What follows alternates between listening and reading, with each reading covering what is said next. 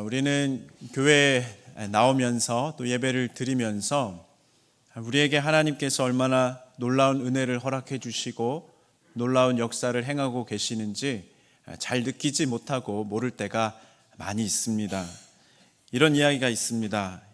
일본의 어느 유명한 관상가가 길을 걷다가 우연히 한 건물에서 사람들이 나오는 모습들을 보았는데 그들의 얼굴을 보다가 깜짝 놀랐다고 합니다.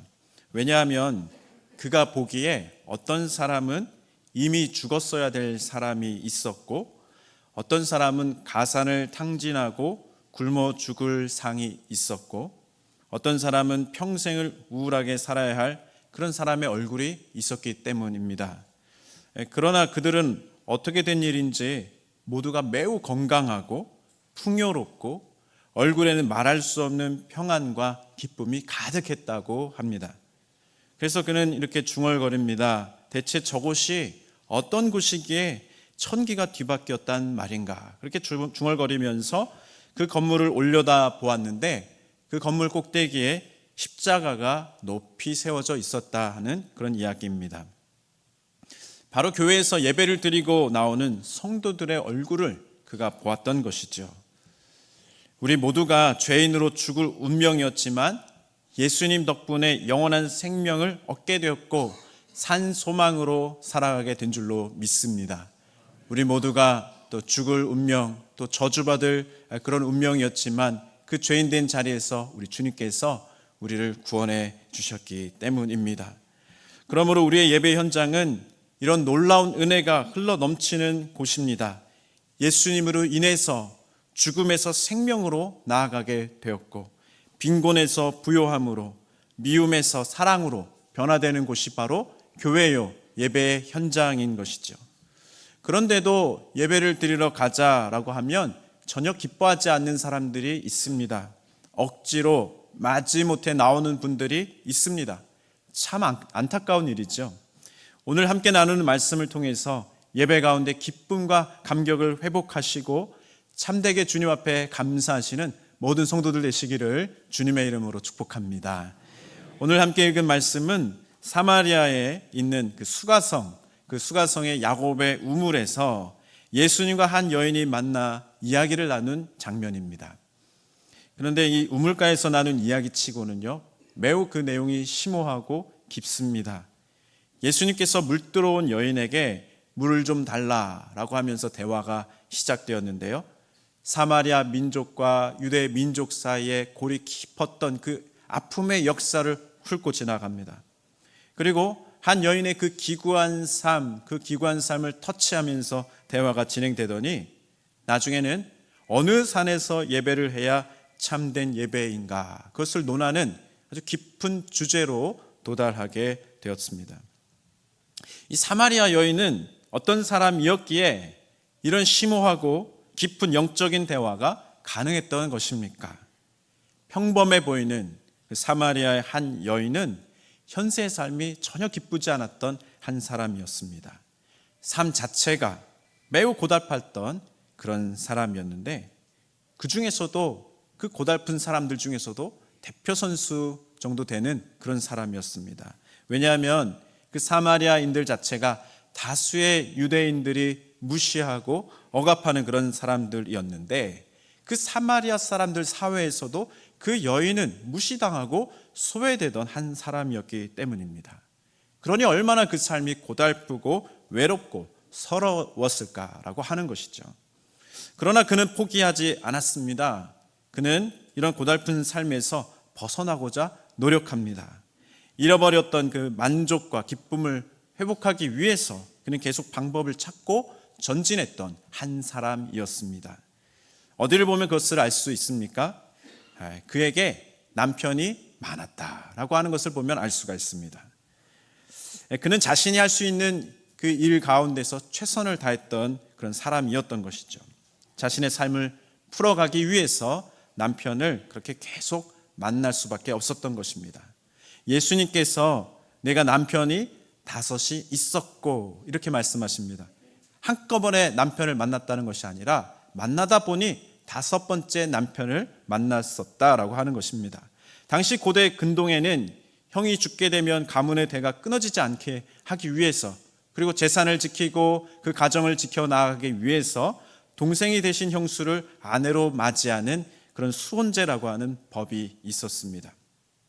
질병 때문이든지 급변화하던 당시 시대적 상황 때문이든지 아니면 가정의 불화 때문인지 정확하게는 알 수는 없지만 그는 계속해서 새롭게 남편을 찾아다녀야 했고 다시 남편을 만나야만 했고 그렇게 해서 그의 삶의 문제를 풀어가야만 했습니다. 당시에는 남편이 없으면 사회 일원으로서 정상적인 삶이 불가능한 시대를 살았기 때문입니다. 여성 혼자 남게 되면 경제적인 것도 또 어떤 사회적 보호도 정상적으로 받을 수 없는 그 사회적 시스템 때문에 그는 계속해서 남편을 새롭게 만나야만 했던 것이죠. 그것이 그에게는 최선의 선택이었습니다. 그런데 결론적으로는 어떻게 됐는가? 그의 삶이 더 나아지지 못했습니다. 결과적으로는 그 사회적으로 좋게 평가받지 못하는 자리에 더 나락으로 떨어지게 되었던 것입니다. 원했던 상황은 아니었지만 계속 반복된 그 새로운 남편과의 만남 속에서 그는 기괴한 운명의 사람으로 낙인 찍혀버리게 되었던 것입니다.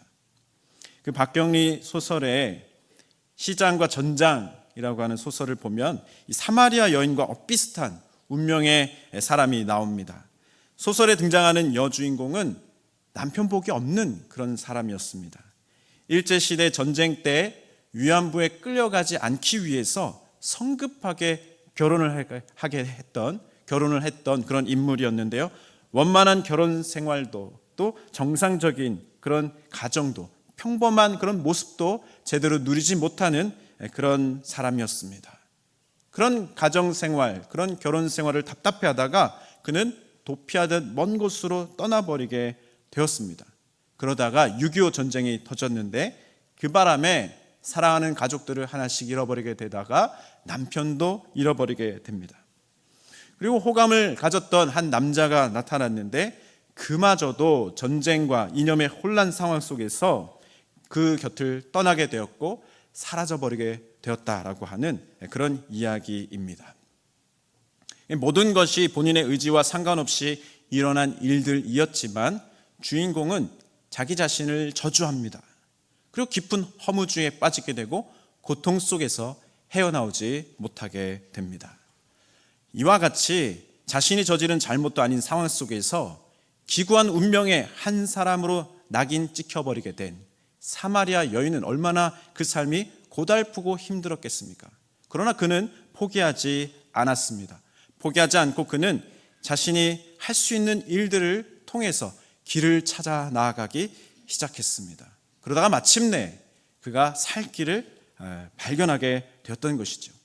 사방이 다 막혀버린 그런 상황이었지만 하늘을 올려다볼 수 있었기 때문입니다. 사방이 막혀버렸을 때에 하늘을 올려다보는 것은 사람의 본능이지 않겠습니까?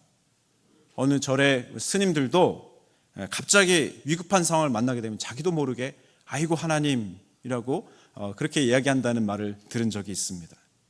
그는 사방이 막혀있는 듯한 자신의 한계 속에서도 길을 찾는 그 일을 포기하지 않았을 때 그는 하나님 앞으로 나아가는 길을 찾게 되었습니다. 사랑하는 성도 여러분, 아무리 실패를 거듭했다 할지라도 포기할 수 없는 이유는 하나님 때문인 줄로 믿습니다. 내 힘으로 할 수 없는 모든 일들은 다 하나님 앞으로 가져가시기를 바랍니다. 절망에서 소망으로 바꿔주시는 그 하나님을 만나시기를 주님의 이름으로 축복합니다.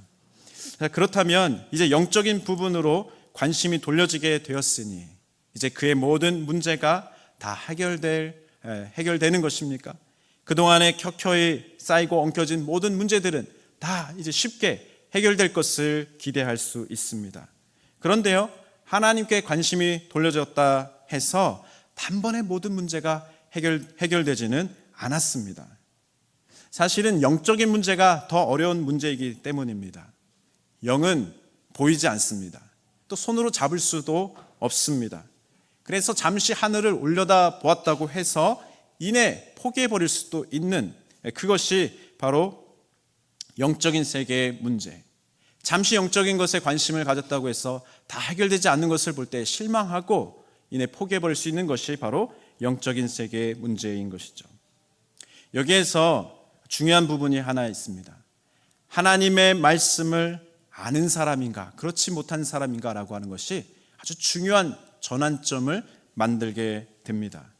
잠언서 29장 18절 말씀에 보면 묵시가 없으면 백성이 방자히 행하거니와 율법을 지키는 자는 복이 있느니라 라고 하셨습니다. 말씀이 없으면 방황하게 되는 것이죠. 아무리 하늘을 올려다보고 영적인 것을 추구한다 해도 말씀을 모르면 더 혼란스러워질 수 있습니다. 그리고 더 암울해질 수 있는 것입니다. 그러나 하나님 말씀을 아는 사람들은 사람의 힘으로, 사람의 지식으로, 능력으로 풀 수 없는 문제를 하나님의 말씀으로 풀어갈 수 있는 것이죠. 시편 119편 129절에서 130절을 보면 이렇게 나와 있습니다. 주의 증거들은 놀라움으로 내 영혼이 이를 지키나이다. 주의 말씀을 열면 빛이 비치어 우둔한 사람들을 깨닫게 하나이다.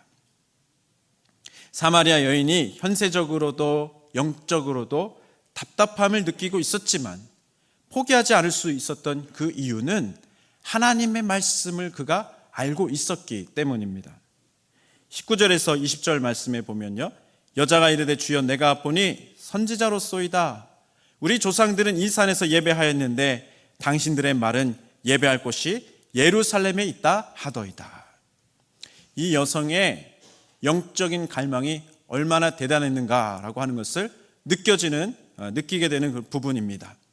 예수님께서 내 남편을 데려오라 이렇게 말씀하실 때 사마리아 여인은 평소에 풀어가고자 애쓰던 영적인 갈망을 소환시키게 됩니다. 주여 내가 보니 선지자시군요. 그렇다면 제가 평소에 예배에 대해 관심이 많았는데 한번 여쭤봐도 되겠습니까? 어느 산으로 가서 예배하는 것이 제대로 된 예배입니까? 그렇게 예수님께 질문했습니다. 예수님께서 대답하셨습니다. 21절 말씀인데 우리 다 같이 함께 봉독해 볼까요? 시작. 예수께서 이르시되 여자여 내 말을 믿으라. 너희가 아버지께 예배할 때가 이르리라. 아멘. 예수님은 다른 이야기들을 들었겠지만 여자여 내 말을 믿어야 합니다. 내 말을 믿어야 합니다. 이렇게 말씀하셨습니다. 예수 그리스도께 집중하는 것, 예수님께서 풀어가시는 그 능력을 의지하는 것, 그 말씀에 귀를 기울이는 것은 우리의 영적인 문제와 무지를 해결하는데 매우 중요함을 깨닫게 해주시는 부분입니다. 22절 말씀에도 보면 너희는 알지 못하는 것을 예배하고 우리는 아는 것을 예배한다 이렇게 말씀하십니다. 유대인들은 사실 사마리아인들보다는 좀 더 말씀을 많이 알고 있는 사람들이 맞았습니다. 그리고 말씀의 전통을 더욱더 순수하게 지켜나가던 사람들도 맞았습니다. 그렇지만 하나님 입장에서 볼 때는 둘 다 무지했던 사람들이었던 것을 생각하게 됩니다. 앞서 예수님을 만나러 왔었던 니고데모를 기억하실 것입니다. 니고데모는 어떤 사람이었나요? 니고데모는 당시에 최고의 부를 누리던 사람이었고 최고의 지식으로 최고의 권력의 자리에 있던 사람이었습니다. 그런데도 아직도 모르는 것이 많아서 고민이 많았던 한 사람이었습니다. 그래서 예수님을 찾아왔던 것이죠. 그것이 바로 그들의 한계였습니다. 그런데 예수님을 찾아왔을 때 그는 너는 이스라엘 선생으로서 이러한 것들을 알지 못하느냐라고 하는 책망을 듣는 자리였습니다. 하지만 예수님 앞에서 비로소 그는 그가 가지고 있었던 풀리지 않았던 영적인 문제가 해결되기 시작했습니다. 유대인으로서도 말씀에 정통한 사람으로서도 풀 수 없었던 그 영적인 비밀한 일들을 예수님 앞에서 해결받게 되었던 것이죠. 에베소서 1장 17절 말씀에 보면 이렇게 나옵니다. 우리 주 예수 그리스도의 하나님 영광의 아버지께서 지혜와 계시의 영을 너희에게 주사 하나님을 알게 하신다. 우리 주님이 알게 하신다라고 말씀하십니다. 고린도전서 2장 10절 말씀에 보면 이렇게 나옵니다. 우리 다 같이 함께 봉독해 볼까요? 시작. 오직 하나님이 성령으로 이것을 우리에게 보이셨으니 성령은 모든 것 곧 하나님의 깊은 것까지도 통달하시느니라. 아멘. 무엇을 말씀하고 계십니까? 우리는 그런 존재다라고 말씀하고 있습니다. 우리는 하나님이 알려주시는 것 외에는 아무것도 깨달을 수 없는 존재라고 말씀하고 있습니다.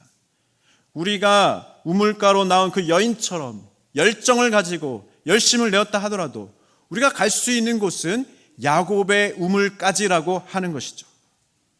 목마름을 느껴서 그 물을 마시고자 해서 열심으로 사모하면서 나온 자리가 기껏해야 야곱의 우물 같은 그런 자리였다는 것입니다. 육신의 목을 축이는 것 그 이상의 것은 우리가 해결할 수 없는 존재라고 하는 것이죠. 영적인 갈망은 가득하나 그것을 다 해결할 수 없는 그 존재가 바로 우리이고 우리가 도달한 야곱의 우물 앞이다라고 말씀하고 계십니다.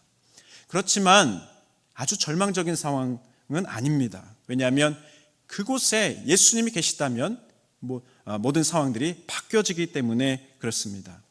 예수님은 그런 갈망을 가지고 영적인 갈망으로 말씀 앞으로 나온 모든 자들을 결코 놓치는 법이 없으시기 때문에 그렇습니다. 하나님은 자신을 찾는 모든 자들을 놓치지 않으시고 그를 집중하시고 그에게 은혜를 베풀어 주시는 분이시기 때문에 그렇습니다. 요한복음 4장 3절에서 4절 말씀에 보면 유대를 떠나사 다시 갈릴리로 가실새 사마리아를 통과하여야 하겠는지라 이렇게 나옵니다. 이 4절 말씀을 헬라어 그 원문으로 살펴보면은 에데이라고 하는 단어로 시작하는 문장인데요. 그 뜻은 반드시 해야만 했다. 반드시 필연적으로 이 일을 해야 한다라고 하는 그런 의미를 담은 말입니다. 강력한 의무를 가지고 필요성을 느끼고 예수님께서 사마리아로 나아가셨다라고 하는 그런 말씀입니다. 사마리아를 통과하는 일이 어떤 일이길래 이런 표현을 하셨을까요? 사마리아 지역이 잘 아시는 대로 갈릴리와 유대 사이에 위치한 지역이었는데 보통 유대인들은 이 사이로 지나가는 길이 빠른 길임을 알고 있었지만 그 지름길인 것을 알고 있었지만 그 길을 선택하지 않고 우회해서 돌아가는 길을 그들은 선택했던 것입니다. 왜냐하면 유대인들은 사마리아인을 사람 취급하지 않았기 때문이죠. 지금도 사마리아 지역은요 들어가는 것도 쉽지 않은 일이고 지나가는 일에 긴장이 되는 그런 일이라고 합니다. 왜냐하면 일단 그 지역이 이슬람 지역이고 아직까지도 정착한 그 유대인들과 사마리아인들 사이에서 정치적인 그런 갈등과 긴장이 있기 때문이라고 하는 것이죠. 그래서 대체적으로는 그 외국인들에게 환영하는 분위기이긴 하지만 자칫 오해를 받을 수 있고 자칫 그 감정이 좀 격화된 그런 지역에 들어가게 되면 돌을 맞을 수도 있고 또 그 위험스러운 분위기 속에 휘말릴 가능성이 있는 지역이다라고 한다는 것이죠. 그러므로 예수님은 단순히 길이 빨라서 그곳을 지나가신 것도 아니었고 어쩌다 보니 그곳을 지나가신 것도 아니었습니다. 예수님은 그 여인의 영적인 갈급함을 해결해 주시고자 거룩한 부담감을 가지고 그런 결정으로 사마리아로 나아가셨다라고 하는 것이죠. 그러므로 하나님은 온 마음으로 자신을 찾고 구하는 자들을 꼭 만나 주신다라고 하는 것을 우리가 기억해야 합니다.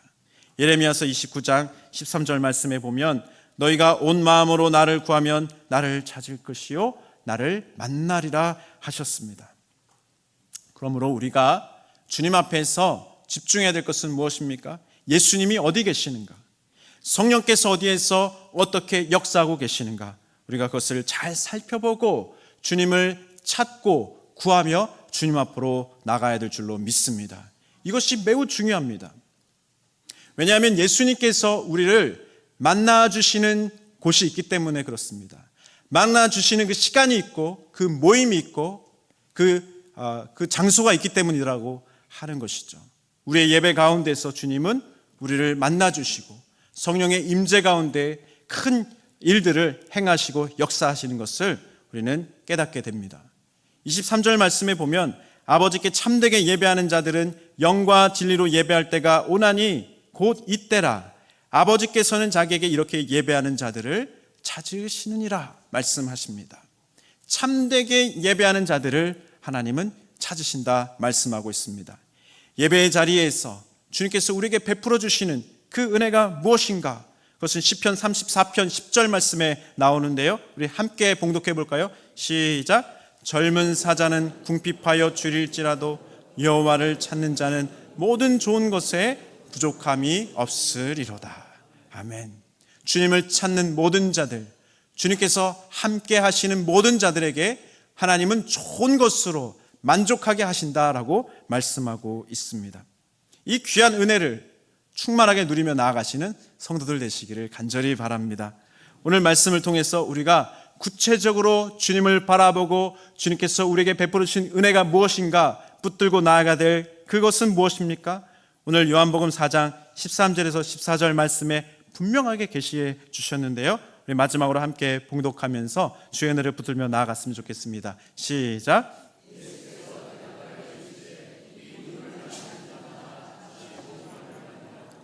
내가 주는 물을 마시는 자는 영원히 목마르지 아니하리니 내가 주는 물은 그 속에서 영생하도록 솟아나는 샘물이 되리라. 아멘.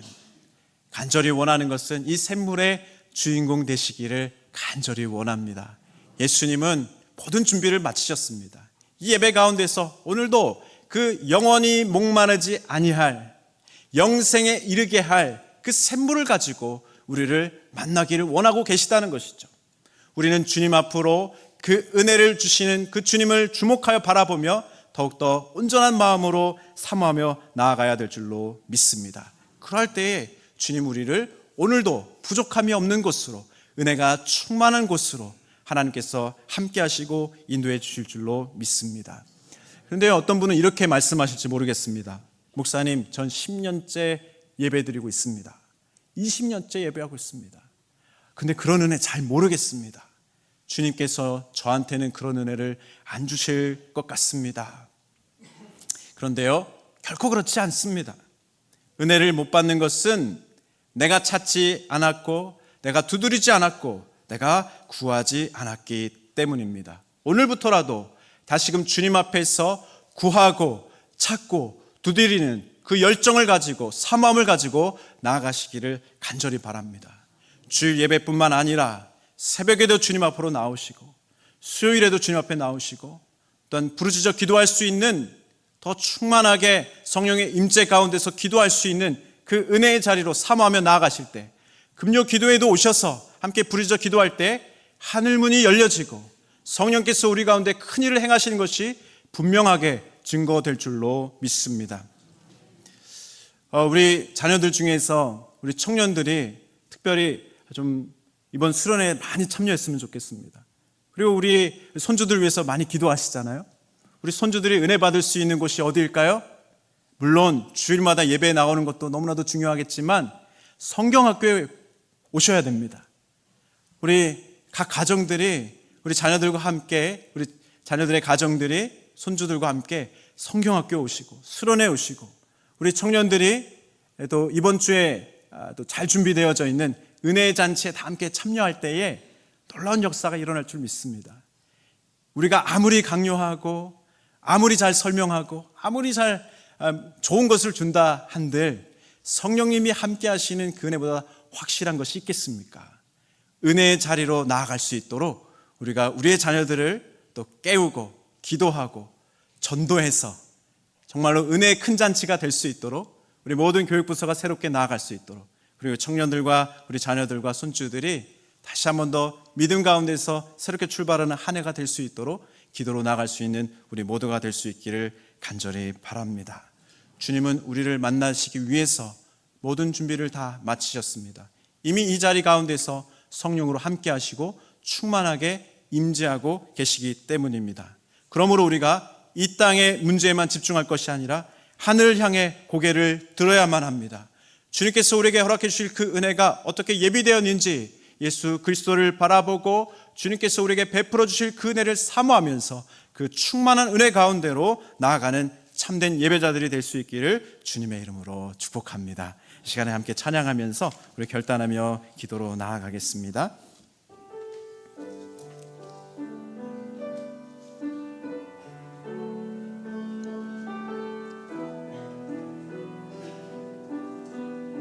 주님만이 왕이십니다.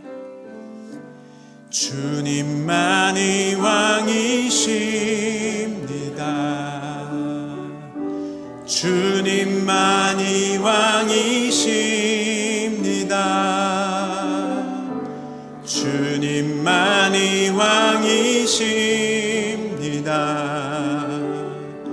주님만이 왕이십 내 삶에 내 삶에 내 삶에 내 삶에 내 삶에 이곳에 이곳에 이곳에 이곳에 이곳에 다시 한 번 더 주님만이 왕이십니다.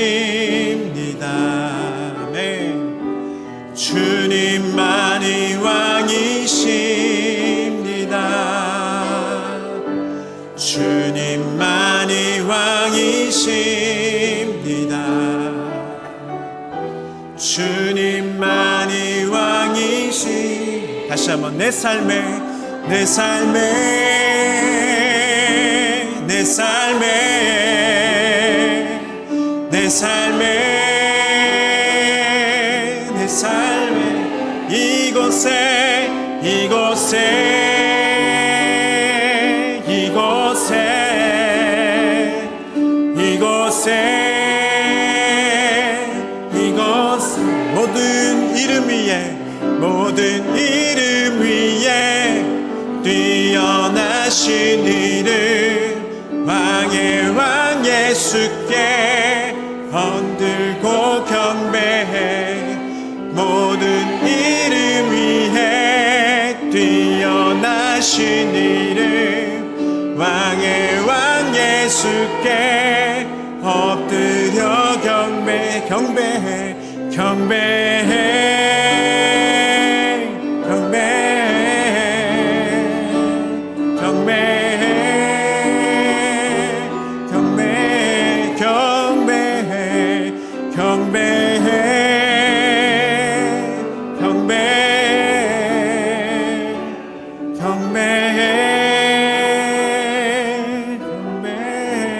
아멘. 함께